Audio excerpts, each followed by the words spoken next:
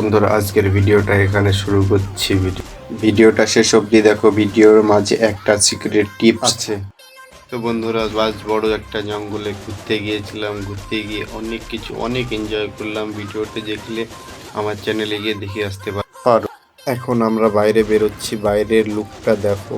ভিতরে তো অনেক এনজয় করেছি, পুরো ভিডিওটা না। তো আমরা এখন ফুল হাইওয়ে, আমাদের ড্রাইভার গাড়ি আসছে, গাড়ি নিয়ে আসছে। তো আমরা রাস্তার মৌসুমটা দেখো খালি, অনেক অনেক সুন্দর।